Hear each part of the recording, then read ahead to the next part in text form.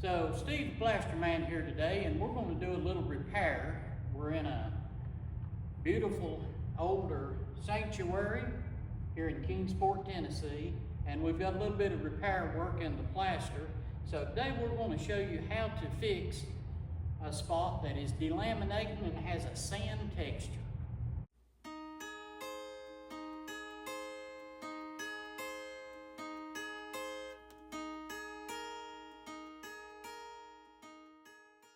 Alright guys, so what we have here is a sand finish plaster over top of the exterior of this is brick, and they plastered straight to it. Brick, it may even be the hollow core, not quite sure on that, but a solid surface. It had plaster on it, and I think one reason we're getting this delamination, it's not just a crack, but it's actually delaminated. So you can see underneath here, somebody has repaired this at one time. You see that? This, that's pretty sound, but I think this was just a repair that wasn't bonded well to the original plaster. So we're going to show you how to fix this today and how to put a little sand texture back on it. So let's go get some tools and get started.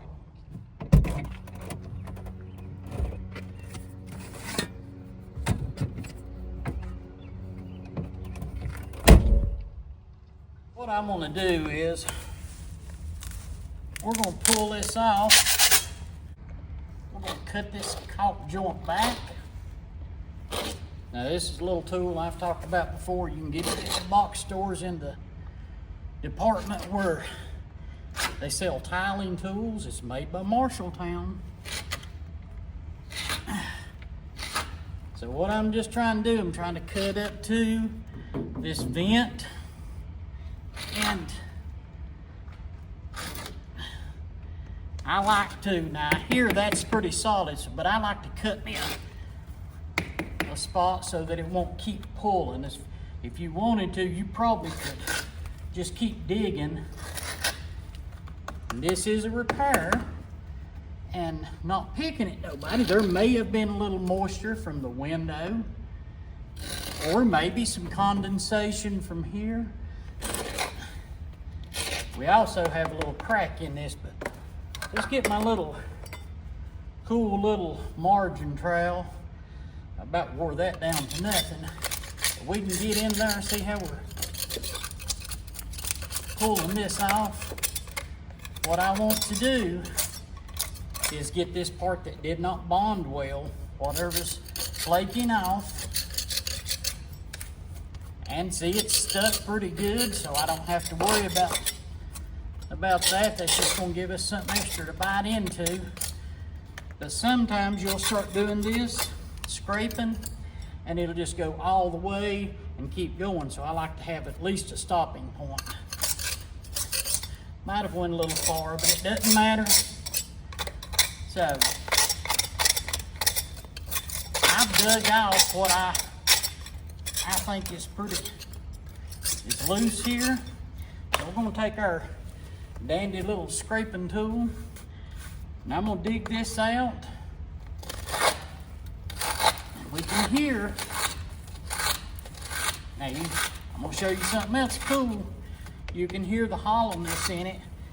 So look here, we're even going to get down in here past this repair to the original cause. Look here. Now see why I do this? Because sometimes this the original plaster coat, and see, we had a repair on top of that. The original plaster coat has came loose from the base coat. This is what we would call the base coat. Probably something we would call this a name brand nowadays, be a Structolite or, well, something I'm very familiar with. But this was a base coat. Now we're not going to, it sounds like it's in pretty good shape. Let's see if we can get a little more of this loose. And that's really all we're wanting to do. I will score this a little deeper. Now, a lot of times, you saw me using the drill, and that's a great thing. But since this is on a solid surface, just drilling into it, if I can get a big enough spot to get back to the original substrate or the original block, we're getting a good bond. That's all I'm really trying to do on the drilling. That, and sometimes if we're going through wood laths, it's a little different. But right here, I'm able to get back to a good sound surface. So I won't necessarily need to drill this. Now, it's actually pretty soft.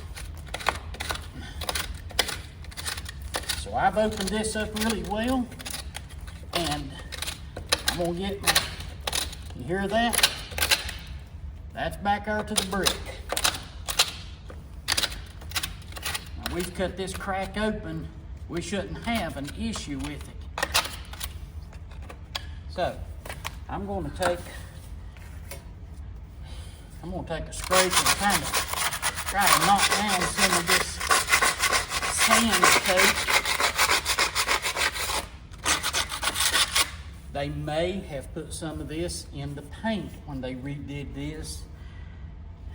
Sometimes it's hard to tell, but I'll show you the way that we're gonna fix it and try to blend it in. So, we've got this prepped. I'm gonna dust it out a little bit. As you can see, we've put plastic around here. We don't wanna cause too much dust in the sanctuary. And so I'll vacuum this real well. Vacuums are a great tool. I'll throw that in there. They will get you work and keep your customers happy. I promise you. Carry a vacuum, a good one. So let's go mix some of my repair product and get to fixing this. All right, guys, we're here. I'm getting ready to make some of my mix. A couple things I want to mention. Some of my fiber tape. I do put that over smaller cracks. Sometimes we put a heavier mesh. Sometimes we put wire. Now I know I've got something here. If you see, I've got a rubber float, a stiff, heavy rubber float, and I also got a little sponge. So if you're doing this at home, you may want to just have a little sponge. You probably can do your sand finish with it. I'm also gonna put some water in here. Okay, we're gonna have to find my cup. I didn't bring my cup. Daggone it. Hold on a second. All right, so I got me a cup.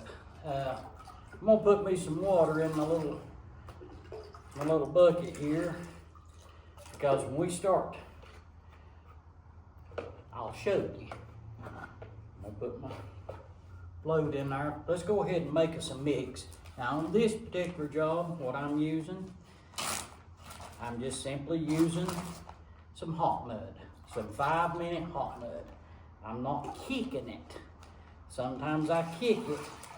I'm not kicking it because this is going to bond real well to not only the existing, I'm going to call it structolite or base coat, that's that brown coat in there, but it will also bond well to all 3 layers.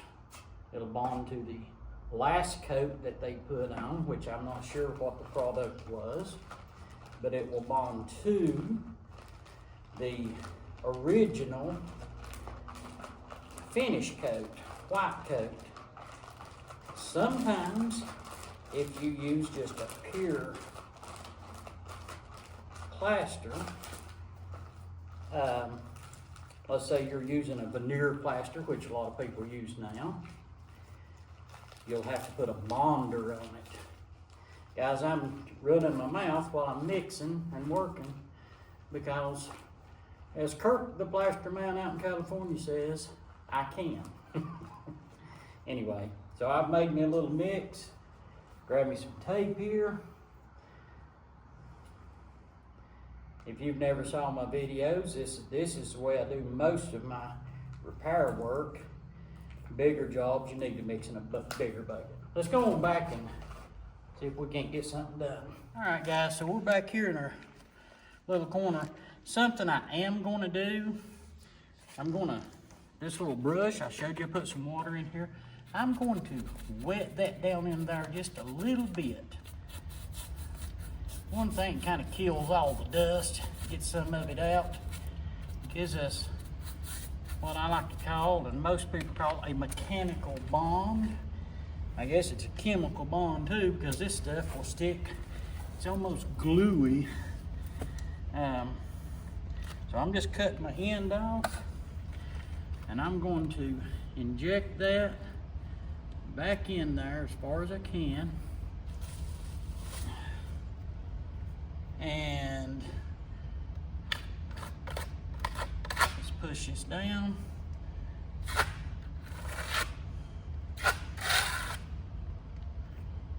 And you see, I kind of do both ways when I'm using my little bag method. And by the way, it is my invention, so whoops. So I'm going to go ahead and fill as much of this as I can. Pull it over here. I'm not really worried about it being perfect right now, since I made that big scuff mark way over there. I'm gonna fill it in. Now, if you're doing this yourself, you may not be as, it may not go on as smooth as that for you. Don't get frustrated. Maybe mix smaller amounts. See, I mix probably way too much. At this point, I am going to put on some of the fiber tape. That's got junk on, and we'll cut that off. So I'm going to, and you say, Steve, you didn't put that exactly on top of the crack. I got it on some of it. And when I put a few more layers, I'll have it over all of it. And with this fiber tape, it's not going to stop the wall from moving. But if the crack doesn't have something over it, it's just amazing how they seem to have a little hairline. So I'm going to put a few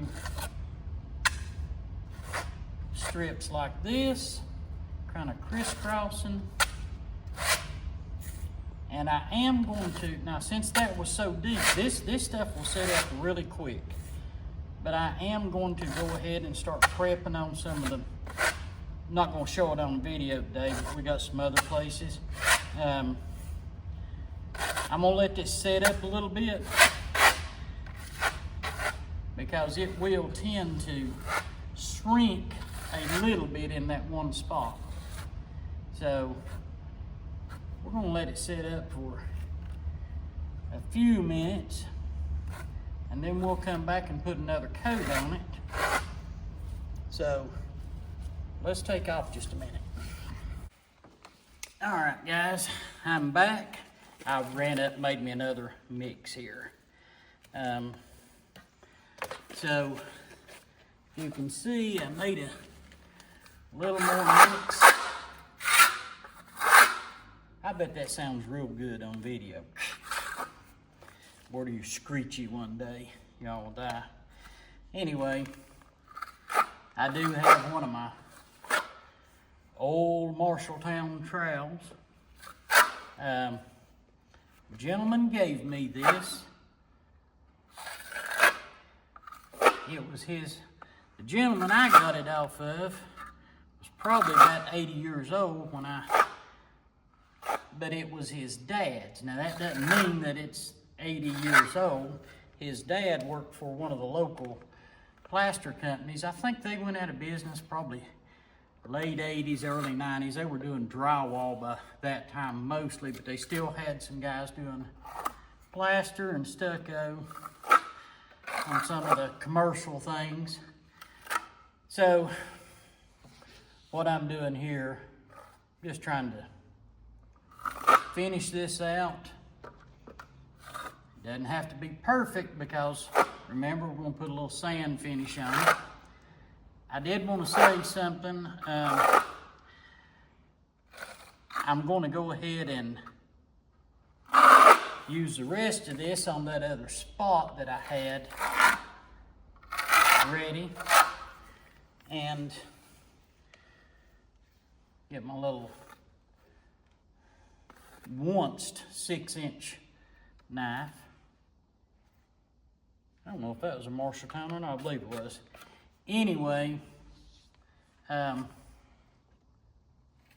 this little trowel I've got, there is an interesting story behind it. One day I'll try to relay a little more of that. But so what we've done, if you can see, we've pretty well got this ready to put our finish on. I'm gonna leave it like this. I'm gonna go use the rest of this on another patch. And then when we come back, I'm gonna go back and show you how we make our sand mix. And you'll be going, if you've watched other videos, you're gonna be saying, you missed something in here. Hold on and I'll show you in just a minute. All right, guys, so I said, you're gonna say there's something you're missing. No, there's not. I have already sifted some sand. It's just old brown sand. It is dry. I always try to keep me some dry sand in the shop. This is a sifter I use. It seems to work really good. So I've already sifted some. I'll show you. I just get me some dry sand, throw in here, sift it down, knock clumps out. But you can see how coarse it is if you don't sift it out. I don't want this real heavy coarse. I want to even. That's why I sift it. I'm gonna throw this old heavy stuff away, and we're gonna make our sand finish. But remember, I told you there's something I was forgetting. Guess what? Oh, the history dust. I did not forget it. The reason I didn't use it in my first coat is because it was really thin in most spots, and sometimes I don't get my history dust sifted as fine as I want to. So since we're using the sand coat, and I have this is something when I did work here before, I saved. So this is history dust from this church, and I do actually have some mixed in my sand. That's what I'm going to do. I'm going to mix it a little bit in my sand, our history dust. And so now we're going to mix up some of our hot mud. I'm going to make it a little thinner though, because the sand will dry it out, and when you're putting it on, you don't want it real. And I'm not going to make a lot of it. So what I do is I start mixing my mix up. It's a little dry. And then I'll see why I need a vacuum cleaner? And then I will take some of my sand and put in here. And it doesn't take a lot. If you start putting it on and it's way coarse, and you can see you need to thin it down a little bit. So we're going to mix this up, and I'll meet you back and we'll put this on. All right, guys, so we're back here. We've got our sand mix, and I'm going to just kind of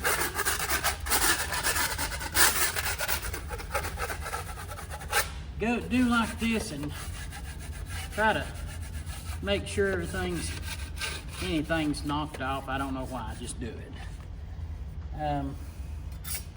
So typically I use my rubber float on bigger areas and all, but just because you guys might be doing it yourself, maybe a homeowner, I'm going to show you how to do it with a sponge.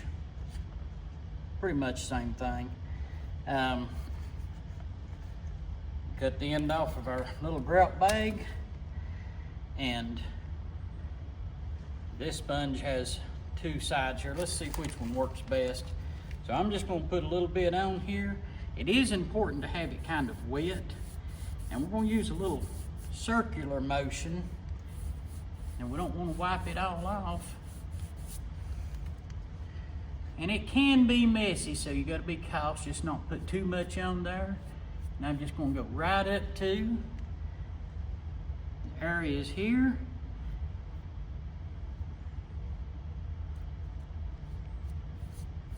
Kind of do a little swirl. You see the sand that's in it? That may be a little more prominent than what is here, but this has been painted several times, so it smooths it out. What we can do is we can mention to whoever's going to paint this, most painters know to use a heavy, usually prime it with a good PVA or primer, and usually if you'll prime it really heavy, like twice, it will blend in a little more before you put your final coat on. But I'm not a painter. I did try to do some painting one time, and I'm too slow at it. But anyway, yeah, if I were doing a big section, this would be really slow. Like I say, so you don't have to go try to buy a big float. You can use a sponge, and you can do little larger jobs if it's for your own sake. A sponge has a little more control to it. I've done this a lot. So what I'm doing is I'm not pushing I'm not shoving it in there real hard. It's a light. It's a very light.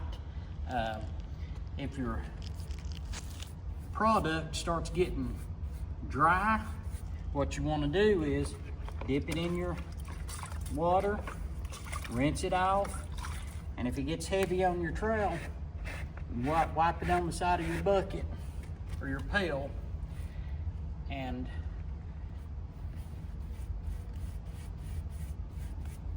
you want to keep it. How about squeeze too much out? You want to keep it moist. Just put a little on here, and now we could have taped this up, but we're pretty close to it, so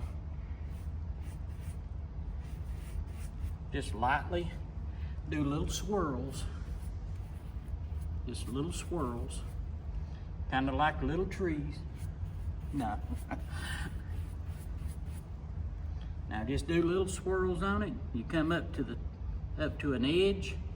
You want to lightly put it on and just twist it down. And maybe back here, twist it again. It's not tremendously difficult with this kind, using the hot mud method like this.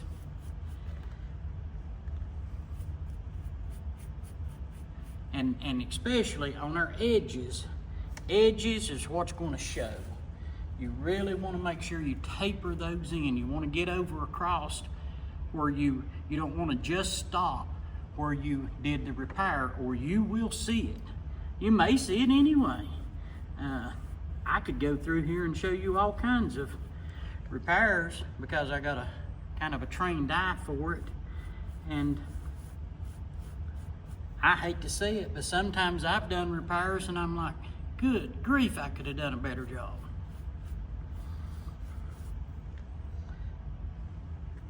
But we're just about done here, and we want to make sure, let me finish this, and I want to tell one more thing.